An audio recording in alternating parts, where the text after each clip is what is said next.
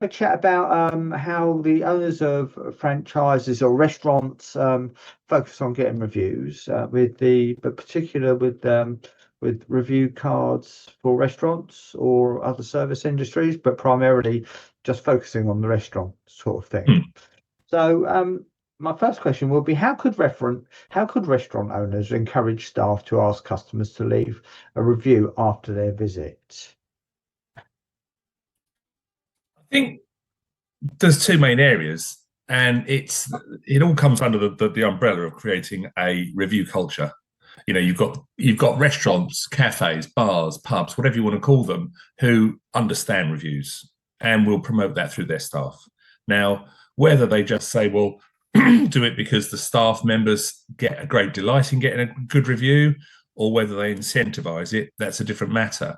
But the most important thing is that the owner embraces reviews and they translate that back down to their staff and they encourage it openly.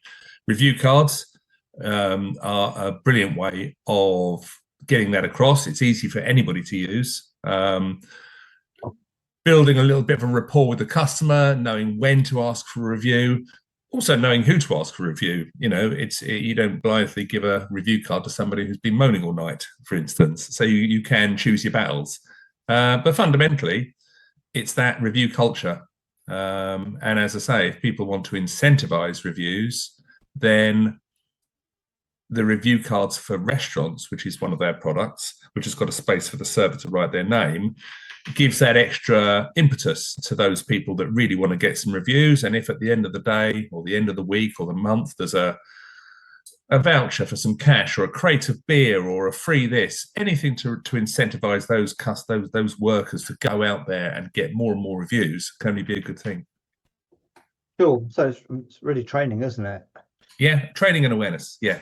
Yeah. And maybe if they've got one particular good review getter, somebody who's really outperforming everybody else, maybe use them as their training, person before maybe the start of the shift, something like that. Yeah. The other thing, which is really important, and this is a byproduct of reviews, and if you are a worker in a restaurant or in a bar and you just go and cut your own furrow, you go out there, you do your job, and you don't know what the customer's perception of your service is, that's one thing. If you are in an environment where you know that the business owner is actively asking for reviews, the one byproduct is you up your game. As a worker, you know that there's a potential for getting a review, there's a know that you're under more scrutiny, and it's a gentle way of improving service. And I'm convinced that a restaurant, I should say, or any service industry, hospitality industry, if they've got a review culture in place, they will provide a better service naturally because of that onus being on the staff. Yeah, it makes a lot of sense. Yeah, that's so maybe can you go a bit deeper into why online reviews are so crucial for restaurants?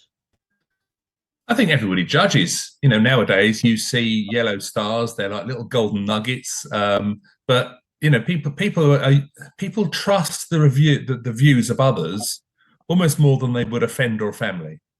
And that's why you see so many people trying to get the reviews. If they've got 10, they want to get 20. If they've got 20, they want to get 50. And there's always that escalation because they want to be better. They want to show themselves to be better than the next guy down the road. And that's a huge, powerful thing when people are searching on Google or TripAdvisor. But it also affects their ranking. We all know that Google My Business profile with 150 five-star reviews, there's more chance of ranking higher than one without. Sure. Yeah. So recently there's been a culture of what they call just tap cards or NFC cards. Compared to the custom printed cards that review cards supply, just explain a little bit why custom printed cards are so much more effective at getting reviews than the tap and scan cards. The main reason I think is they're easier to use insofar as if you're in a restaurant and you've got 70 covers, you've got one card or two cards and you're there standing there waiting, you might be interrupting a really important conversation.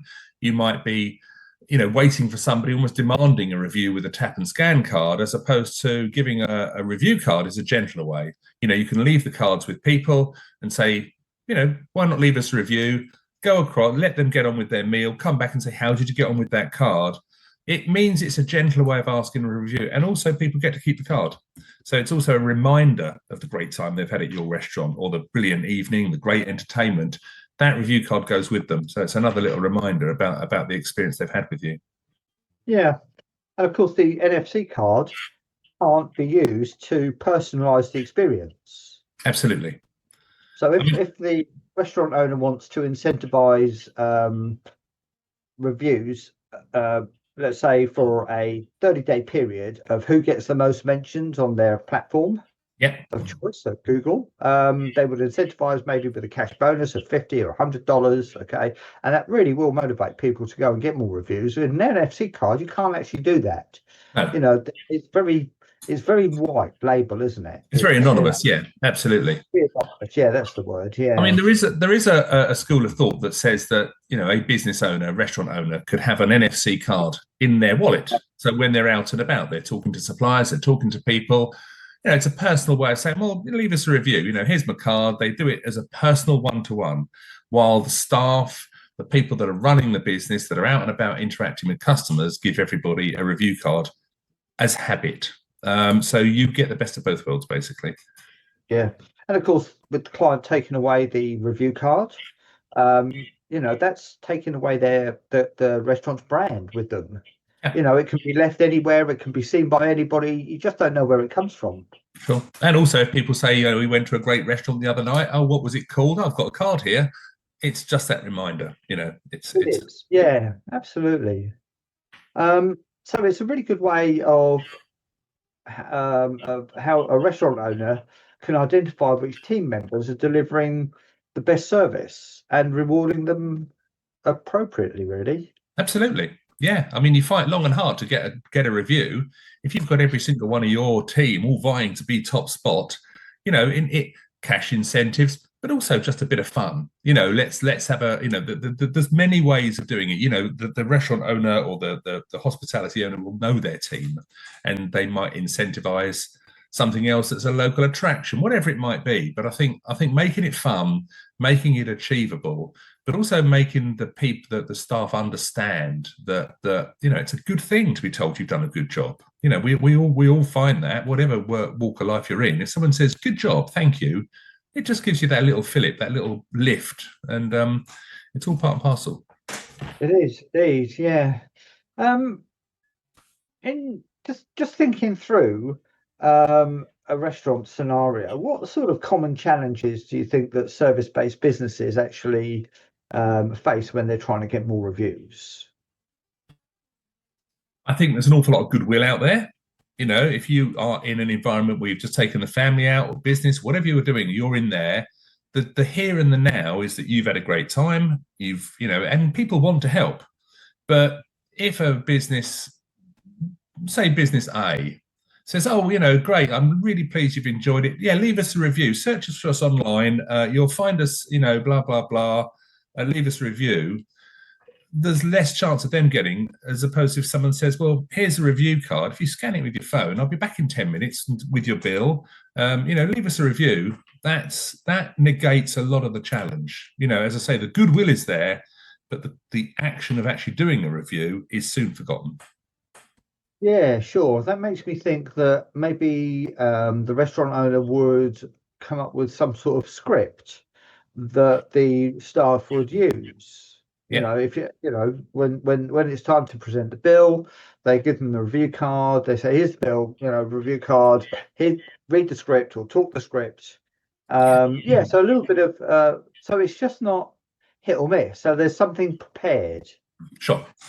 And I think it's knowing when to ask for a review. If you've got a customer with a mouthful of food, or they're in a romantic interlude, or just getting their coat, maybe do it when they're sitting there.